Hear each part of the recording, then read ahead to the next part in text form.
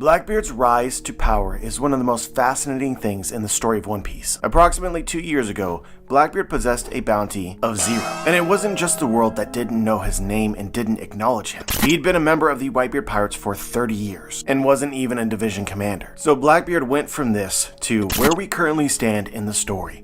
One of the 4 Yonko, a bounty just under 4 billion, a character of individual power and crew that could rival just about anybody. We like to think of Monkey D. Luffy as the character in the story who consistently does the impossible, basically rewriting the truths of the world. But in a much more subtle way, Blackbeard has done the same. As far as we know, he is the only character that Whitebeard ever feared. Maybe it's partly related to the fact that everyone needs to sleep, but for some reason Blackbeard doesn't. They also thought that you could not eat 2 devil fruits, but Blackbeard can. People forget that Luffy was not the only character that broke into the impenetrable prison Impel Down. Blackbeard did as well. And just like Luffy, he managed to escape, adding some of the most notorious criminals in the world to his crew. So Luffy and Blackbeard are fitting foils. Both have come from essentially nothing in a very short time to now on the precipice of ruling this era. But it's just so compelling, it's just so interesting how they have accomplished this in drastically different ways. Luffy has bullheadedly aggroed his way to the top, while Blackbeard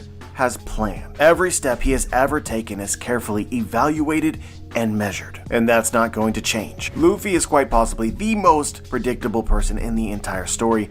Blackbeard cannot afford the same. If his enemies guess what he's going to do, then they're going to try to stop him, and that is simply not an advantage that Blackbeard seems willing to forgo. So just as it's a problem for other characters in the story, it's a problem for us and theorists like me to try to actually predict what Blackbeard will do. But you guys already know I'm going to try.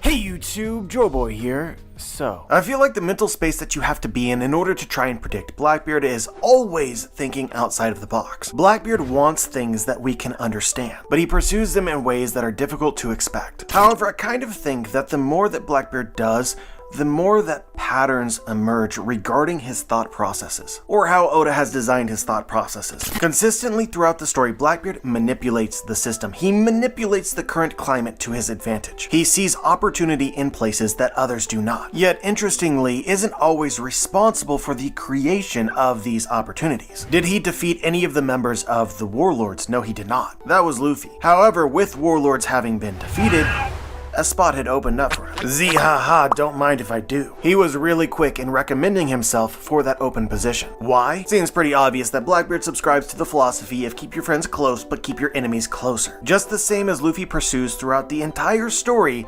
becoming a Shichibukai gave Blackbeard freedom. Having freedom is the surest path of achieving your dreams. It also helps to reduce the number of enemies you possess, or add powerful allies. Luffy does this with his charming nature. Blackbeard does this by capitalizing on the desires of others. In essence, he is a reflection of his own fruit, which possesses the capabilities of stealing devil fruits. Devil fruits, which Vegapunk explain, are incarnations probably of desire. When Blackbeard became a Shichibukai, he essentially used the world government, their desire or their desperation to maintain the balance of powers. This is the very same thing that he did with Whitebeard. He utilized Whitebeard's desire for a family in order to give himself freedom to find the devil fruit that he was looking for. We're going to come back to this much later in the theory in a way that I hope will blow your mind. But I believe that if you want to predict Blackbeard, you have to realize that he is very aware of what other people's desires are. He then utilizes these desires for his own benefit. Desires are essentially other people's weaknesses, through which Blackbeard is able to accumulate more personal freedom. So remember to like the video, subscribe, click the bell to be notified. You guys know you don't get theories like this anywhere else. And give me a moment to paint you guys a picture. I think that people have the impression that Blackbeard is a planner to an obscene level, and while this is definitely true to an extent, a lot of it is being incredibly talented at reacting. After Blackbeard left Whitebeard's ship, he did not intend on capturing Ace. He was actually gunning for relatively small fish, Monkey D. Luffy. Ace provided him this opportunity by chasing him. So although Blackbeard ultimately created Marineford, it's not something that you can say he 100% designed. Yet once he was sure that Marineford was going to happen, and then became sure about how Whitebeard might react to that man sees the freaking day. He asked himself, how can I possibly get the most from this chaos? And his mind landed on Impel Down. Because really, the Shichibukai and the government were only required up until the point that he had a crew that was strong enough that he could survive as a pirate on his own. But this is another constant with Blackbeard. He always takes the path of least resistance. Regardless of the many ideas that he probably possesses, he does not act until victory is assured, or at least until victory is probable. For instance, acquiring Whitebeard's Devil Fruit. I think that we can believe that Blackbeard coveted Whitebeard's Devil Fruit the entire time and maybe always intended for it to be his second power. When Luffy wants something, he takes the direct path. When Luffy wants something from you, you'll know. But Blackbeard patiently waits for the correct time, only stepping in to fight Whitebeard after half of his face had already been blown off. He obtained what he wanted while taking the least risk that he possibly could. This is exactly how Blackbeard became a Yonko as well. Defeating a Yonko at full strength is quite a task, so he targeted the weak link, the remnants of the Whitebeard pirates who had just lost their captain, knowing that a victory would still get him what he wanted, just the same as fighting Kaido, but with much greater probability of success. So what exactly is the point of saying all this? It's so you guys understand that Blackbeard does not have an excruciatingly detailed plan. His plan is something more akin to becoming a Yonko. How exactly that plays out? He's flexible, meaning the other random or chaotic events that are occurring around him and not necessarily due to him matter. If you want to attempt to live inside of Blackbeard's mind, you should take all of the events that are occurring around the world simultaneously and try to figure out how to manipulate them to your advantage.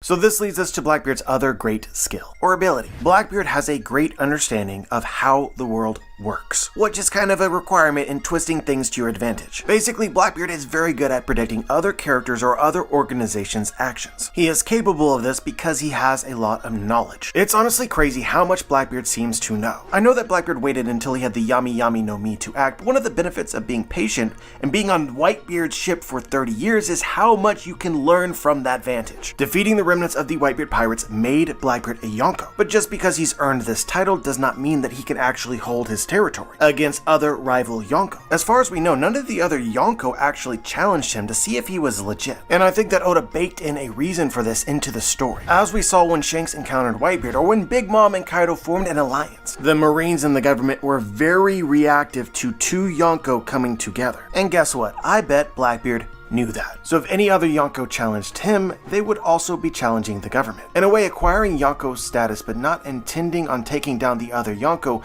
made the government his allies. So he is once again using the government's desires in order to benefit himself. But once again, Blackbeard understands how the world works. Chaos is a ladder, but Blackbeard doesn't actually have to cause this chaos when other people will do it for him. This is kind of a murky point because Blackbeard absolutely pokes the beehive. He's just very selective about it. But for instance, one of the things that he actually tried to do that was unsuccessful was take down the Revolutionary Army. We'll come back to this later. But regarding the Yonko, Blackbeard was far more careful. He's more than willing to allow more straightforward characters like Monkey D. Luffy to take these risks and see what happens. I hope that I'm not beating a dead horse here, but I think it's important before we get into the meat of this theory to really understand Blackbeard. That man did not plan for Katarina Devon to touch Saturn the Gorosei in Egghead. What's occurring in Egghead right now is a bunch of interrelated events of chance, or fate, whatever floats your boat. Unless Blackbeard can see the future with absurd clarity, there's no way that he would have predicted this. Just the same as I doubt he was counting on Luffy defeating Big Mom and Kaido in Wano. I find it more rational to assume that he saw Katarina Devon's powers, her mythical zone Devil Fruit,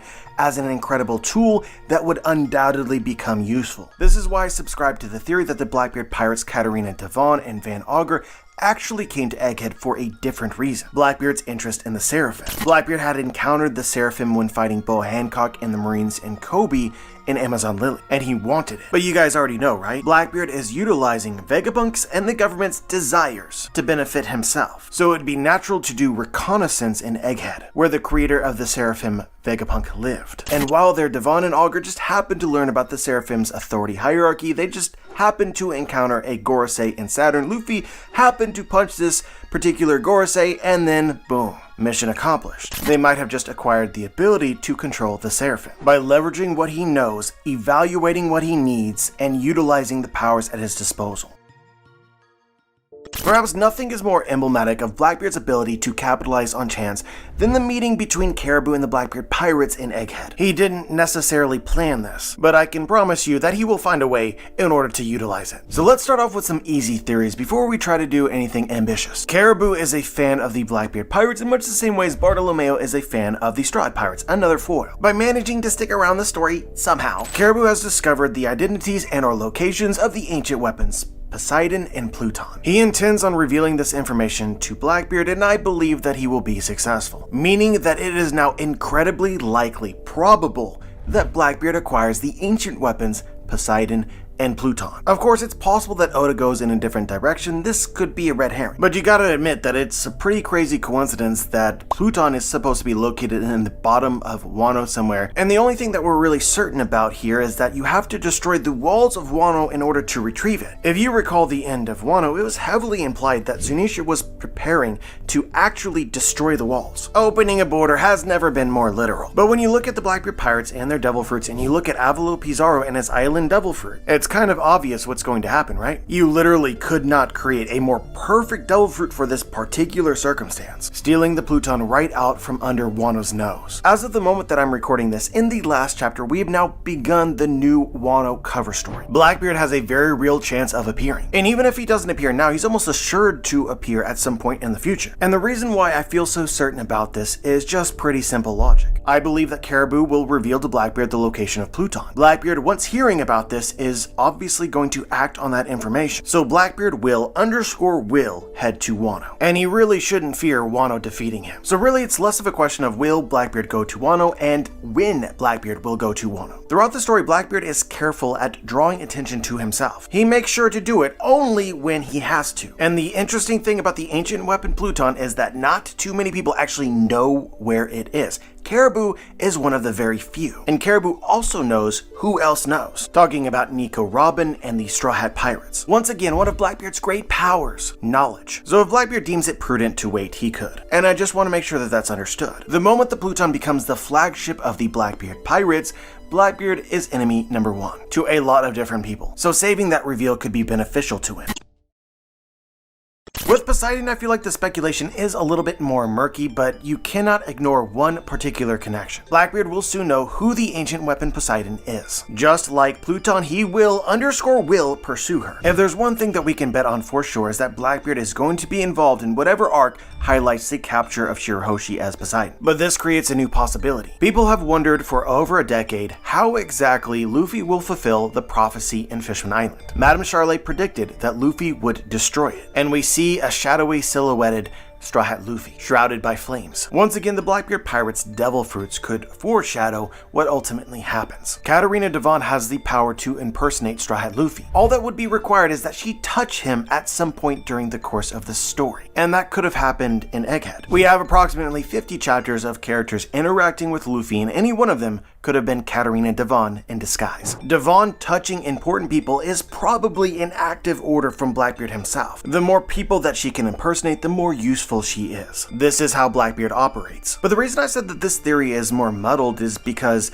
unlike Pluton, more characters in the story are aware of Shirahoshi as Poseidon. Characters such as Imu, probably. During the Reverie, we see them holding particular bounty posters of characters of interest, and Shirahoshi is among them. I believe that Imu must suspect something, which means they could do something. Another question we should probably be asking is why exactly would Katarina Devon impersonate Straw Hat Luffy under these circumstances? They could just arrive as themselves. Perhaps posing as Luffy could get them close to Shirahoshi unsuspected. But if they're actually going to destroy the island, why would they keep the disguise up? Blackbeard is associated with the number 3. There are 3 skulls on his Jolly Roger. He carries 3 pistols. The scar he left on Shanks' face has 3 slashes. Heck, even his beard has 3 braids. A lot of people then take this theory to suggest that Blackbeard might obtain a 3rd devil fruit because he has 3 souls within him. I personally subscribe to this theory too. The 3 skulls on his Jolly Roger, which is totally unique to Blackbeard in my opinion, is a smoking gun. But we'll come back to Blackbeard's hypothetical 3rd devil fruit later in the video. In the meantime, what's important to understand is Blackbeard is associated with the number 3, and we've already speculated that Blackbeard might acquire 2 of the ancient weapons, Poseidon and Pluton, but there's a 3rd one, so we should probably speculate that Blackbeard gets that one as well. Blackbeard acquires Uranus. In One Piece SBS Volume 88, Oda revealed that if Blackbeard was not a pirate, then he would be an archaeologist, like the scholars of O'Hara and Nico Robin, those who have chosen to study the poneglyphs. The poneglyphs which reveal information about the ancient weapons. Like we said earlier, Blackbeard's great power of knowledge. Even before Caribou, I'm of the opinion that Blackbeard already knew about the existence of the 3 ancient weapons and already intended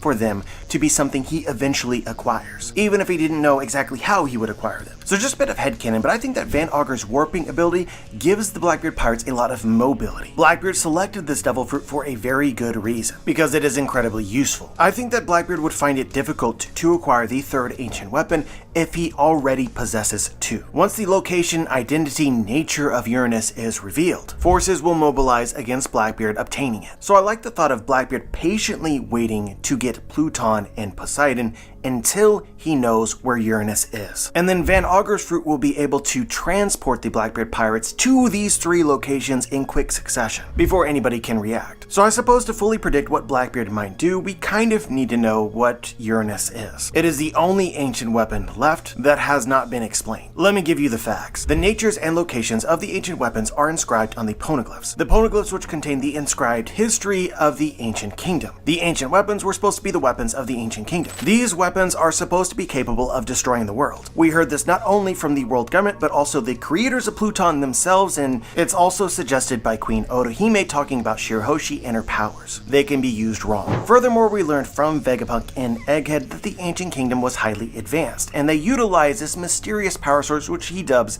the Eternal Flame. Low-key, a lot of people think that when the borders of Wano go down and Pluton is discovered, it could just be used, but you might actually need the Eternal Flame first. Vegapunk, of course, devoted a lot of resources in the attempt to recreate the Eternal Flame, but was unsuccessful. Unsuccessful by Vegapunk standards. Meaning, kind of like Momonosuke's artificial devil fruit, he was very successful, but not perfect. This is the Mother Flame. The Mother Flame is what Imu calls their weapon, which was used to erase Lolosia, creating a hole that looks exactly the same as the hole in Enies lobby, which was created sometime in the past. If you guys are following this flow of facts, right, we are speculating that Imu's weapon is Uranus. Pretty much in my mind, it is either Uranus or a 4th ancient weapon that was not utilized by the ancient kingdom. So Imu utilized the Mother Flame as a substitute for the Eternal Flame in order to power this weapon, which had been powered down for 800 years. It certainly wouldn't make any sense for Vegapunk to have created the weapon, because he's better than that. Only by a little, but it is so. He tried to create endless energy, which was then utilized destructively. I think that we can also conclude that the world government wouldn't have designed a weapon based on the Eternal Flame if they didn't have that technology for 800 years. So it's from the Void Century. So yeah guys, in my opinion, Imu and the Gorosei possess the ancient weapon Uranus. Blackbeard might not actually know this, but eventually he will. There is no doubt that Imu will attempt to use this weapon again. The more they do so, the more people will discover its existence. And in fact, Sabo and the Revolutionary Army might reveal it beforehand. So then we just need to design a way in which it makes sense for Blackbeard to obtain it.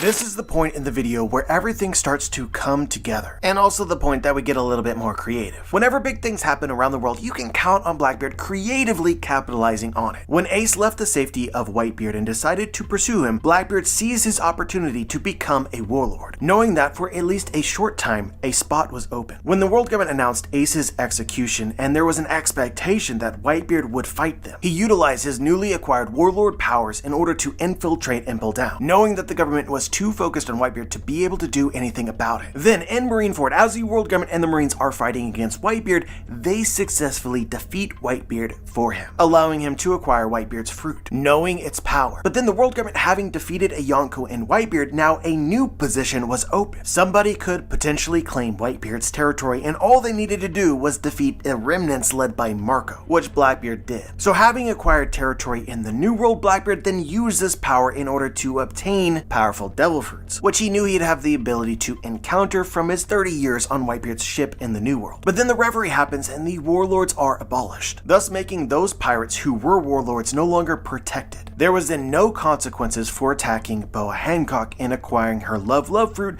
which he desired. Obviously he wasn't successful, but Blackbeard's interest in the Love fruit I think is important, and we'll come back to this at the end of the video. Despite this failure, Blackbeard did not leave Amazon Lily empty-handed though. He acquired Kobe, which he hoped would would give him leverage over the government, specifically asking to be named an official king. Hold that thought. So the pattern is a big event leads to an opportunity or vulnerability. Blackbeard utilizes what he knows to get what he wants, and usually what he wants allows him to exploit later vulnerabilities or opportunities. So guys, I promise you that this will be the same with the incident in Egghead. And we aren't just talking about the Seraphim, or Caribou, or anything else that Devon and Van Augur might obtain before the arc has concluded. To live inside of Blackbeard's mind, you must always ask yourself, what is the opportunities or vulnerabilities this event creates? I would say that a low-key theme present within the Egghead Island arc is a shift in the balance of powers. That's what the Gorosei have talked about throughout the entirety of the story, is the balance of powers. Maintaining this has been their desire. But for sure, following Egghead, this has been broken utterly. The warlords have been abolished. Jewelry Bonnie is now queen of the Pacifista, and I think that Blackbeard will take the Seraphim. All of this will ensure that the world government will become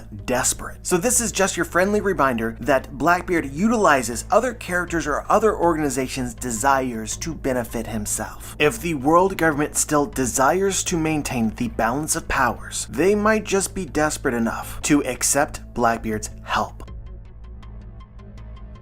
Blackbeard has already revealed one of his objectives, to be made an official king. I believe that this opportunity is soon at hand. Maybe this seems crazy to you, but I really don't think that it is. Blackbeard has used the government at every step of his adventure. Being on Whitebeard's ship for 30 years, Blackbeard was intimately familiar with the Yonko's protection, meaning the government didn't want to fight them, and they didn't want Yonko fighting each other. Maybe it was partly due to this past experience that when Blackbeard became a pirate on his own, his first real goal seemed to be to become a warlord. The pirate world is an unforgiving place, so it's not as if alliances with pirates is any safer than alliance with the world government. You could basically consider the world government to be the strongest pirate crew, kind of like Whitebeard in the New World. I think ultimately if you power scale the world government before the time skip, right, they were just a little bit stronger than the strongest pirate crew or close to that in Whitebeard. So if two Yonko team up, guess what? Two Yonko would win. But in a one-on-one fight at full power, bet on the government. They are the world's strongest, and they've been able to maintain this supremacy by being very aware of just how strong they are, as well as their enemies. This is why the warlords were necessary. This is why being hyper-reactive to any possible Yonko alliance was necessary. So obviously following Egghead, things have changed, seemingly pretty drastically, maybe in ways that I can't predict fully, but we can try. The government has lost the warlords, they might lose the Seraphim, they've probably lost the Pacifista, but most likely here very soon they will gain important factions as well. Emu and the God's Knights, potentially the Gorosei as active combatants, as well as their weapon. They also still possess a horde of devil fruits in my opinion, which they could utilize. I can promise you one of the first things that they're going to do is evaluate exactly where the balance lies. And I think the swing state here is the Marines. A big talking point of Egghead is what is colloquially known as the Admiral Agenda. To many people, Kizaru has been disappointing, but contextually in my opinion, it makes perfect sense. Kizaru doesn't want to be here. He didn't want to kill Vegapunk. It's kinda hard to fight for the Gorosei when they're calling people insects and killing the innocent. Powerful fighters are not all that powerful if they lack the will to win, and Kizaru clearly lacks that will. He's nerfed. In my opinion, Kizaru is just a primer for the mental state of the Marines following Egghead. They have a choice to make: continue to fight for the government or not. My opinion over the last 6 years or so has not changed. When the world government, the Celestial Dragons, and the Gorosei continue to make the Marines look bad, Akainu as a fleet admiral will choose the Marines. Oda has set this up plenty. Essentially every scene since he's become Fleet Admiral in the post-time skip, he's been mad at the Gorosei, the Celestial Dragons, or Cyberpole. Or if not that, he's mad at whatever character is tarnishing the image of the Marines. The moment the Revolutionary Army or Vegapunk reveal what the world government has been doing in the underworld, for instance, their alliances and dealings with the pirate world, such as Kaido and Wano, Akainu won't stand for that, and this reveal could be coming very soon. We've got a big brain Vegapunk theory that a lot of people like. I'll go ahead and link it in the description. But the point is that the Marines leave the world government, and this for sure tips the balance. Additionally, given everything that is revealed about the world government, they won't need to hide their evil anymore. An open alliance with a cruel Yonko, image doesn't matter. It's just about power. I think it would be intentional on Oda's part for you to begin to think of the world government as what they've always been essentially, but now are embracing a pirate identity. Pirate alliances are part of the story. This is in fact a story about pirates. How fittingly ironic would it be that the world government has meddled in the New World for the last forever, preventing Yonko alliances, only for them to really establish the first successful one, exactly when they need to survive. And then think about it from Blackbeard's perspective. He's not like Luffy, he can't make friends like Luffy, but I'm sure that he understands the value of allies. It just really depends on who is actually willing to be his ally. Certainly not Shanks and Luffy. Absolutely freaking not the Marines. So of the great powers of the world, you potentially have Cross Guild and the world government. And of course for Blackbeard, an alliance with the world government potentially gets him closer to acquiring their ancient weapon. Guys, do you remember that Cross Guild now issues bounties similar to the Marines and the government? Did Oda cook this to legendary levels to foreshadow that Cross Guild becomes part of the world government's law and order after the world breaks? So I am in fact predicting a three-way alliance. Some might say, well, this alliance is stupid, these are pirates, they'll betray each other. Yes, they will, most definitely, but that's part of the game. Together, these three will be the most powerful, but who will betray whom first? You know, our boy Doflamingo said something about that. We talk about Oda's love for parallels often on this channel. The whole story parallels itself so much it is actually mind-blowing. So it'd be fitting for Oda to parallel the Impel Down arc. In the pre-time skip, there was a jailbreak. So I predict that in the post-time skip, there will be yet another jailbreak. But the circumstances will be different. If Imu the Gorosei and the government are intent on restoring the balance, or restoring their supremacy over the balance, and morals and image and reputation no longer matter, they might do some desperate things, such as freeing characters from Impel Down on purpose. Guys, what did Doflamingo want the entire time? What was it that he was truly desperate to obtain? A return to Celestial Dragon status and to his home in Mary Joie. Finally, the world government has a reason to grant him his desire, don't they? What exactly do they have to fear? I feel as though Oda has been setting this up the entire time. So what if these prisoners are unleashed onto the world? This will just give do-gooders like Luffy, the Marines, or the Revolutionary Army more to contend with. And it may also give countries a reason to not leave the world government, because any country not affiliated will become a battlefield. I would not be shocked if the world government offered literal islands as a reward. If you'll notice, this is something that Oda has actually already done, just not on a global scale. The king of Sorbet split his land in half on purpose, leaving half of it lawless. You can also think about the Gray Terminal from Goa Kingdom. In both cases, it is highly implied that these kings created these lawless areas directly because and for the world government and the Celestial Dragons. A place like this also existed within Wano. Before Odin tamed it, Curry was Wano's lawless, ungoverned region. And it's also true that the world already possessed a region like this for 800 years, the New World. So this would not be a new idea. As the borders were redrawn before, they can be redrawn again, and they can flood the land that they've abandoned with criminals. I guess what I really think is that the world government recreates the Shichibukai, handpicked among the criminals released. Some characters who would make sense to be a part of this group: Doflamingo, Arlong, Don Krieg, Edward Weevil, the warlord that Ace defeated in the past, recently defeated former member of the Rocks Pirates Ochoku, and then finally Warden Hannibal himself. And together this makes 7. 7 Neo-Warlords. Or if you don't like one or a few of these characters, you could throw in other ones potentially. Shiki, Gildasoro, and Bullet from the movies. There would never be a better time to make some of these characters canon. And this could also be something that Blackbeard ultimately utilizes to his advantage, if it were to happen. But ultimately this video is about Blackbeard, and we need to tie off a few threads. Blackbeard's goal is simple and stated in the story. He desires to become king of the world, and he'll wait for his moment very patiently, taking advantage of anyone or anything that he can. We already know that Blackbeard possessed an interest in archaeologists, but beyond that, with Caribou, we now know almost for a fact that he will pursue the ancient weapons. This either is or will become a step in his plan. The only thing that he must avoid, however, is the government discovering that this is part of his plan. So if he plans to use them, he must wait. With the reveal of Luffy as Nika, something like a reincarnation of Joy Boy, I believe that the world government will target Monkey D. Luffy first and foremost. He is obviously their greatest threat. I don't really want to justify this fully, but I believe that the world's general belief in Joy Boy, in Luffy, in Nika matters. The world's belief makes him stronger. If you guys are curious, I'll link another video. But it's important to understand that Blackbeard is not the only schemer. He's competing with other dastardly foes, such as Imu, and really he must outsmart them. So I believe that it will actually be the world government which targets islands that are affiliated to essentially that warship, Luffy and Joy Boy, as punishment. But in this respect, Blackbeard can help them, because I believe that Katarina Devon will shortly be able to impersonate Luffy in order to tarnish his reputation. They will do what they have done all story and turn Luffy into a villain. This, once again, is not a new concept. We just went through this with Sabo, supposedly responsible for killing Vivi. But yeah, no. Blackbeard, of course, will have no issues with any of this. He'll gladly offer his support, because this is his entryway to Fishman Island, without ever needing to expose that he knows about the ancient weapon Poseidon.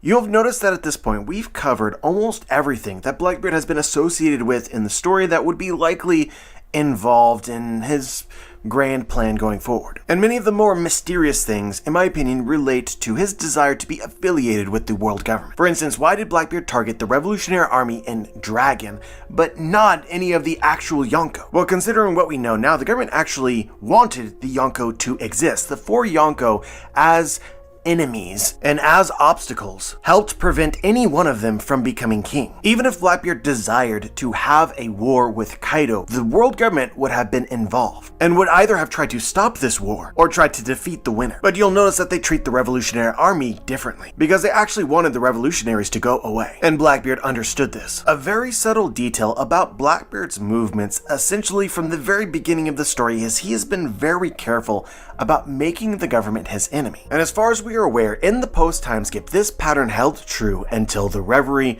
when Blackbeard captured Kobe. But if you recall, that actually wasn't his initial objective. He was attacking an unprotected pirate, Boa Hancock. And even after capturing Kobe, really Blackbeard's objective was to communicate to the government his willingness to work with them. He asked to become a king, which serves its own purpose. But we're still left with the mystery of why exactly Blackbeard was so interested in Boa Hancock's fruit. Why did he want that one? In my opinion, it has to be a clue to something. I'm just going to tell you what I think. I think that Blackbeard intended for Boa Hancock's love fruit to be his third devil fruit. This is a power that he thinks that he needs for himself. And it is not because he wants to become a sex symbol, I think. Maybe. I hope not. I guess the first thing that we have to speculate is that this fruit is not just about beauty. That seems unlikely. Oda has already expanded the definition of the love fruit to include the power of cuteness, which is why the ability actually works for the Seraphim Boa Hancock. But like, we already know that the love fruit's definition has to be even broader than that. Otherwise, it wouldn't make any sense for Blackbeard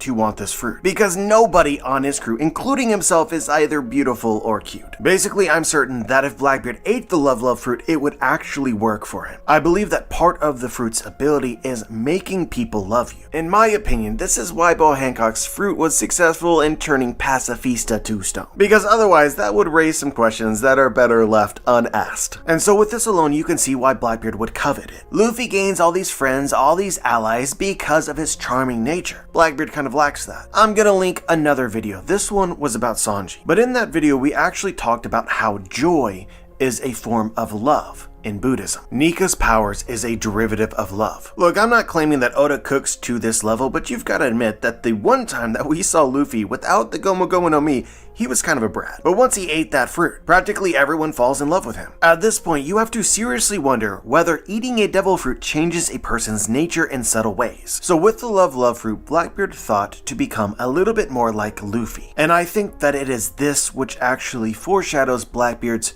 real plan. The Mero Mero and the Gomu Gomu are obviously different fruits, but they can accomplish something similar. But obviously Blackbeard could not eat the love fruit. Fate said no. But it's already pretty obvious how Blackbeard is going to pivot, right? The next fruit he will target for his third. It's almost definitely going to be the Gomu Gomu no Mi. There are many reasons why this would make sense. The most obvious of which is simply this fruit's power. So with this being said, maybe you will understand my perspective. He says he wants to become king of the world, and that's true. But before he can do that, I think that Blackbeard believes that he must become Joy Boy, the character of prophecy. In my opinion, likely a former king of the pirates and king of the world.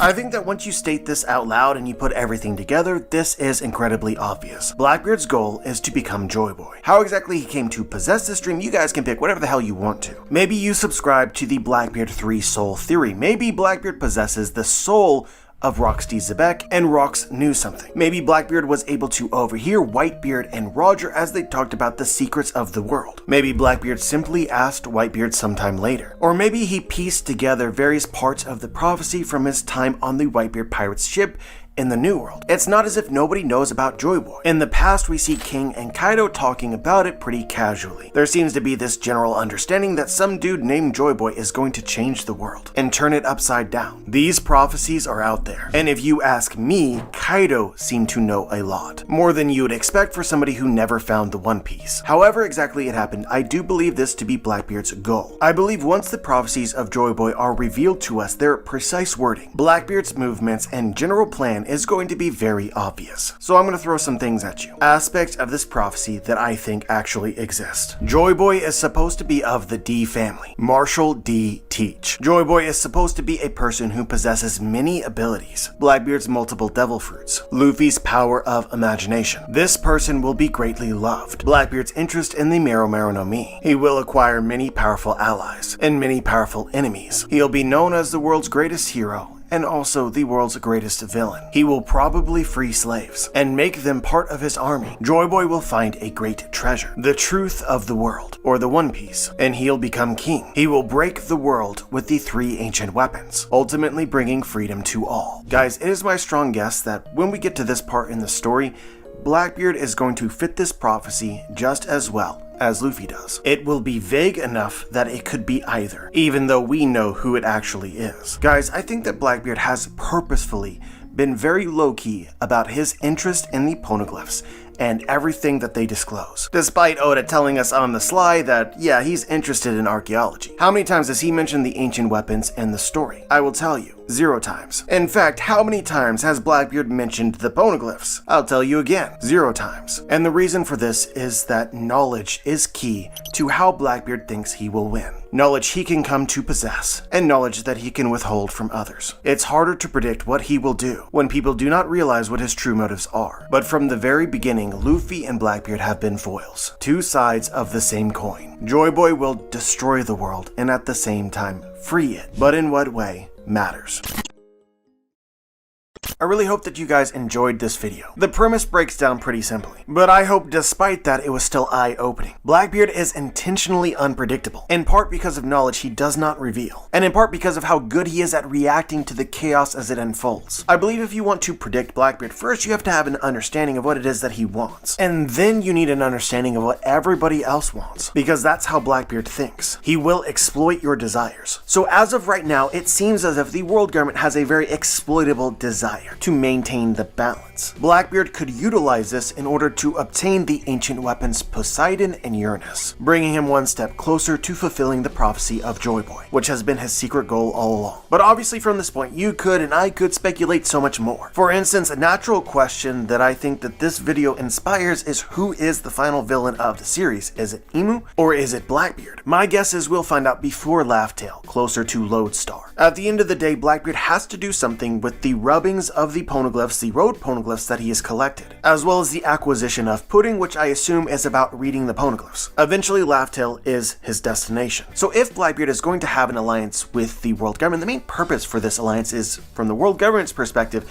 to stop pirates from reaching Laugh Tale. This occurring as such a serious threat that the world government probably was going to be willing to do anything. But Blackbeard and Imu are both schemers, and they'll be trying to scheme each other. And ultimately, I think you can only have one winner. Ultimately, I believe that their direct conflict boils down to 3 things: the ancient weapons. And I think as of this moment, Blackbeard is in the driver's seat. 1, because he knows where Pluton is. 2, because Imu is almost definitely going to use his weapon again. And 3, because Blackbeard, as far as we know, has not revealed his interest in the weapons. The element of surprise could prove decisive. But ultimately, I think that whoever acquires all 3 is your winner, and most likely Luffy's final enemy. So I predict it will be Lodestar when Blackbeard makes his move, and I guess we'll see if it's successful. But as always guys, and of course this is just a theory based on what we know, for now I've tried to piece it all together, something new might change the game entirely. But at the very least, I hope that I made you think. Also want to make sure that I say, RIP, rest in peace, to Akira Toriyama. Without Dragon Ball, I am not here today, and neither are you. I've never really covered Dragon Ball or Dragon Ball Z on the channel, but that's what I grew up watching. My dad VHS taped it while I was at the YMCA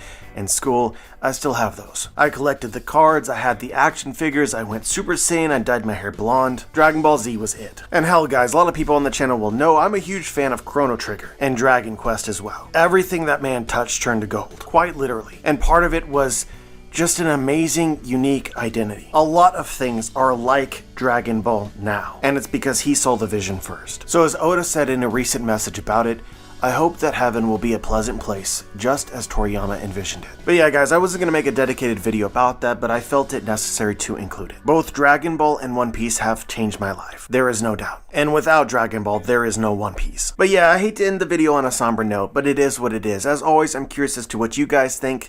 Leave your thoughts in the comment section below. Remember to check out my book, The Booms, link in the description if you guys happen to read it. Please leave a review, let other people know what you thought about that.